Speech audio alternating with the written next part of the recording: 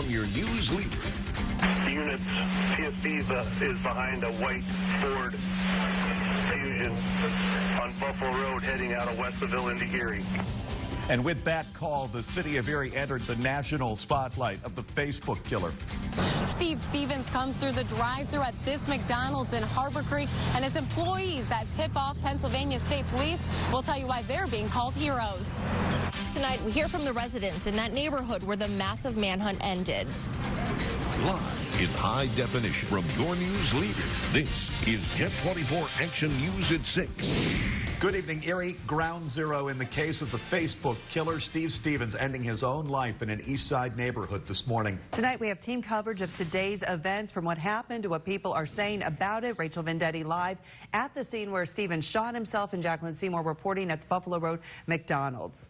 The hunt for Steve Stevens came to an end in the 1700 block of Buffalo Road. State police say Stevens shot and killed himself moments after being recognized by what they called a concerned citizen. Now, we know that person was an employee at the McDonald's on Buffalo Road in Harbor Creek Township. What you're going to see right here is part of that chase, captured on surveillance video just minutes before Stevens shot himself. Stevens' car highlighted in that shadow there. All of this unfolding less than 2 days after Stevens posted a video to Facebook showing him shooting and killing a 74-year-old man on Cleveland's East Side on Easter Sunday.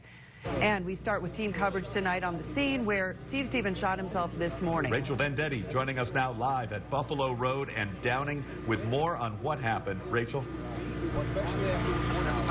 Good evening, Sean and Jill. The scene here in the 1700 block of Buffalo Road is nearly clear. That white Ford Fusion was towed away just minutes ago, taken into police custody. A search warrant has been obtained for that car, and they will continue to investigate. For the last 2 days, Stevens has been on the run. Police have been looking for him. He needed to eat, and ultimately that was his last stop. At a press conference this afternoon outside of the State Police Barracks in Lawrence Park, was led by PSP Troopies Major William A. Tepper Jr. Tepper saying a concerned citizen spotted Stevens at a business on Buffalo Road in Harbor Creek. We know that citizen was a McDonald's employee where Stephen was there using the drive-thru, placing an order.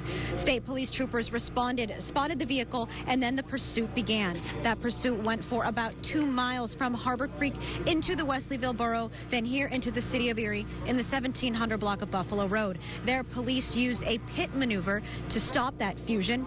As troopers then approached the car, they saw Stevens then grab a gun, shooting himself, taking his own life. The area was roped off here for blocks and, as I mentioned, remains closed to traffic but could open within the hour. Major Tepper thanking that concerned citizen for making that call. Hundreds of tips have come in over the past several days, and it was just one of the many calls received. Else we don't know, but I certainly feel that the tension is a lot less now than it was earlier. Captain, would you agree with this? Sir, what message do you have for that concerned citizen who, if not for their actions, we wouldn't be here today? Oh, what would you say to them? First of all, thank God. Without the public, we would be nowhere. It's so important to any investigation that the public step in and help us. Our job as state troopers and police officers and district attorney, we are here to serve the public. And it's nice when they realize that and they help us out with an investigation.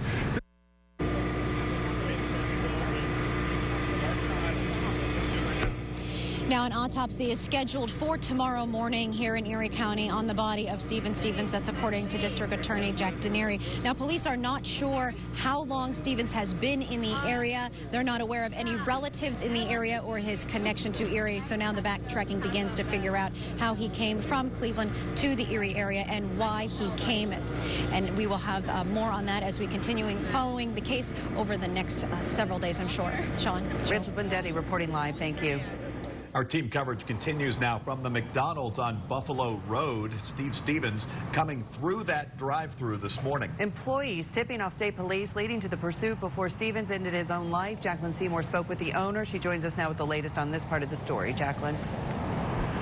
Sean, Jill, employees here at the McDonald's on Buffalo Road in Harbor Creek Township are being called heroes tonight, not only by the public, but also by the owner of this location after the employee in the first drive-through window recognizes Steve Stevens as he came through.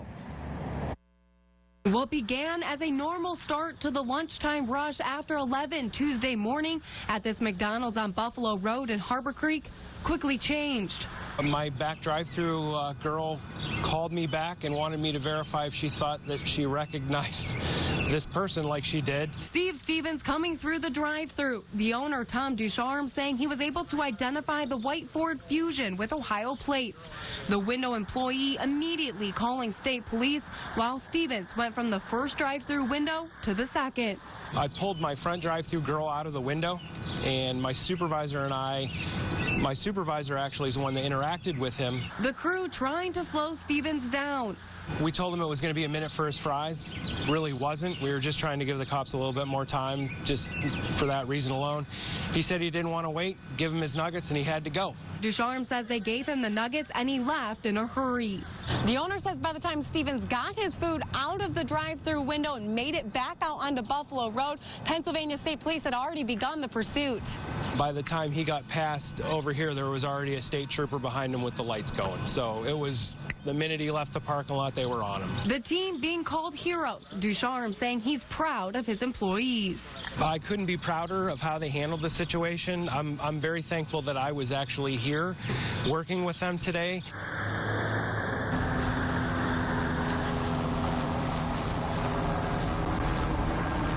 The owner also saying that Stevens was easily recognizable. He said when he came up to the window, the only thing that differed from the pictures online was that he no longer had that full beard, that he had trimmed that up. But he said his eyes and his demeanor, he had no doubt that it was Stevens. Again, he applauding his employees and happy that they were able to help Pennsylvania State Police catch Stevens. Reporting live in Harbor Creek Township, I'm Jacqueline Seymour. Back to you. Yeah, so many others happy as well. Thank you, Jacqueline. And community members breathing a sigh of relief knowing an accused killer can no longer harm anyone else. Team coverage continues now with Tracy Tudup, who's been speaking with residents in Erie all afternoon. She joins us now live in the newsroom. Tracy. That's right, Sean. It is a mix of emotions for Erie residents today, but one thing is for sure, they're relieved. Local residents flocked to the crime scene in the city of Erie, where Steve Stevens had lost his life. And I'll check it out. We kind of heard like a grind as they were coming through, but... After reports that a cell phone pinged in Erie County, residents were on alert, but still many say they never thought it would come to this. Everybody was kind of shocked that he was in here, but we knew that he was here. They said they had a couple beams from the towers, and I'm surprised that he made it this far. It happens everywhere, so when you actually see it happening like in your city, like I followed it from Cleveland, and then when they were saying, oh, he was pinged in Erie, and I'm like, whoa, is that even true? It's just like he could have killed anybody. He could have killed me, just innocent children in the area. When a massive manhunt ends in the neighborhood where you're walking the sidewalks and where your kids are playing, it certainly takes you back for a minute. But the folks here are saying they're just glad it's all finally over. I drive through here every day, and then for the fact that something happened like this, there's a park right down the right over here. After people across the nation watched that gruesome killing on Facebook, community members say they are shocked Stevens made his way to Erie. It's unbelievable, just like the pizza bomber. But locals are glad it's finally over. It's just sad how it had to happen, and why didn't he give himself up, and why did he kill that poor man? That it's over with, you know, and nobody else will get hurt now. So that's one good thing. And this afternoon, the entire community coming together in that neighborhood, confirming the news, ensuring their neighbors are safe, and breathing a huge sigh of relief. Tracy, there were dozens of police officers on scene, agencies from all over the country, working together to find this guy. The reaction to that tonight? It was incredible, Sean. We're standing there and we're watching all of these police officers, and I actually witnessed Erie City Police standing there on the crime scene saying the kudos goes to state police on this one. So they're very proud of their accomplishment, and they're very, very quick to share the credit. All right, thanks, Tracy. Social media played a major role in the last 48 hours of Steve Stevens' life. Elena LaQuatra continues our coverage here in the studio with a look at how this vicious crime actually began and ended on Facebook. Elena.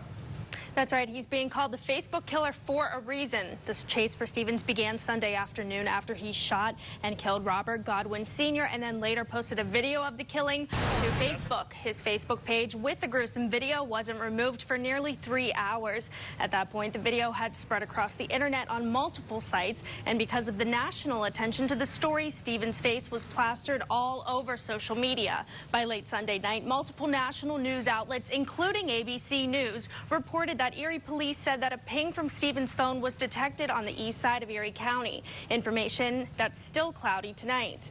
Erie residents took to social media to share numerous reports of Stevens in Erie. Conflicting reports caused frustration and confusion, which was expressed widely across the internet. Speculation of his capture this morning spread nationwide within minutes as a result of dozens of people at the scene posting to their social media accounts. Updates on the story have been posted all day by news outlets like us on Facebook Live. Steve Stevens is currently the top trending topic in the United States on social media site Twitter. Sean? All right, thank you, Elena. And for more on this developing story, log on to our website, yourerie.com.